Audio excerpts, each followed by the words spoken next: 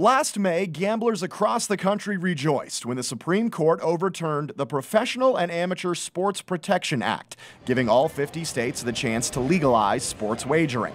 So far, 7 have, with many more, including Montana, introducing legislation this year.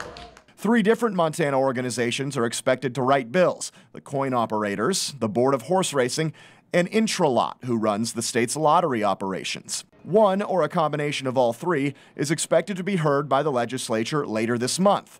For Montana's casino owners, the sooner the better.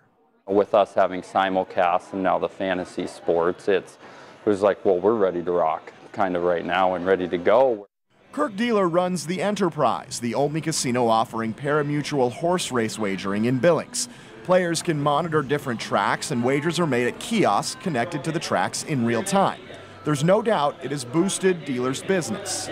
It's been a really good thing to get people in the door. We're the only ones that offer it in Billings.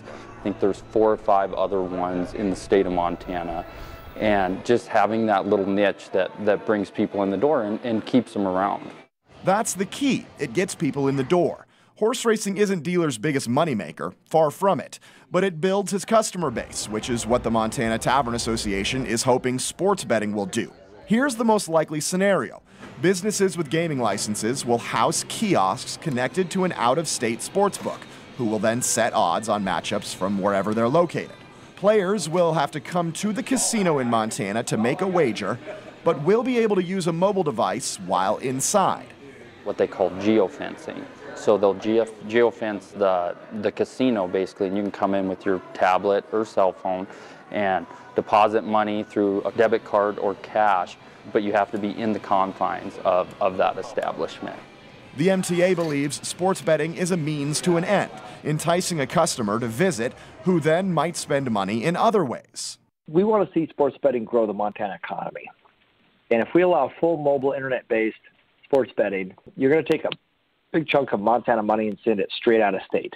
There's not a significant amount of tax revenue that comes from sports betting. And so where the state's going to win is create more commerce in Montana, create more jobs in Montana. That could depend on Montana's tax rate. Nevada's sports betting tax is the lowest in the country at 6.75%, while Delaware and Rhode Island recently set theirs at 50%. New Jersey, meanwhile, has an interesting solution to the on-site versus mobile debate. The state offers fully mobile betting. A player never has to leave his or her house. But on-site taxes are less than 10%, while mobile bets are 13%. Nevada's rules for mobile betting fall somewhere in between. Bettors must go to a brick-and-mortar sportsbook to deposit money into an account, but then can place wagers on a mobile device from anywhere in the state. It's been a tremendous advantage, because what you have with a mobile app is every one of these is a betting window, and it's a new customer. So the fact that it does create a convenience element, when there's more convenience, that translates into more handle. Vinny Maliulo has run sportsbooks in Las Vegas for 30 years and now works for the Vegas Stats and Information Network, a gambling-centric network anchored by Montana's own Brent Musburger, who sides with Nevada's process. I guess I would say that the mobile operation is fine as long as you have to go to bricks and mortar to put your funds in. I'm not a fan of what I hear is happening in New Jersey, where you can use PayPal and other things to fund an account. Here in Nevada, it's cash only. Can't use credit cards, which is always a good idea when you're talking about gambling. That's the conversation for how Montana would implement sports betting. But the question still remains, should it? MTA Government Affairs Counsel John Iverson says the answer may lie in a common Treasure State phrase. Montana is just one big small town. The question of, are we going to be able to bet on the Cat Grizz game? Montana is a small, low-population state. Are we going to be able to place wagers on a game that you or I or your next-door neighbor might have intimate knowledge of, the condition of the quarterback's ankle or of the kicker's foot? Does it concern you about the integrity of the sport and the potential damage to the integrity of the sport?